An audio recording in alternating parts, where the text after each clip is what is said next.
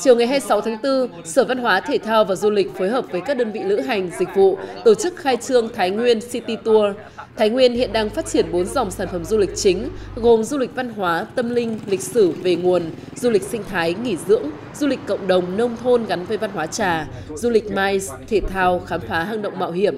Thái Nguyên City Tour sẽ kết nối các điểm đến thành một trải nghiệm trọn vẹn, dễ tiếp cận, thuận lợi. Thái Nguyên City Tour được thiết kế với 3 tour chính, gồm hành trình đất thép, Thái Nguyên tươi đẹp và bản sắc xứ Trà, đưa du khách đến tham quan trải nghiệm những địa điểm và sản phẩm du lịch đặc sắc của Thái Nguyên. Năm 2025, tỉnh Thái Nguyên đặt mục tiêu thu hút khoảng 6 triệu lượt khách du lịch với tổng doanh thu khoảng 3.500 tỷ đồng. Việc tổ chức Thái Nguyên City Tour đúng vào dịp khai mạc mùa du lịch Thái Nguyên năm 2025 hứa hẹn sẽ là một sản phẩm du lịch đặc sắc, thu hút sự quan tâm và trải nghiệm của du khách trong nước và quốc tế.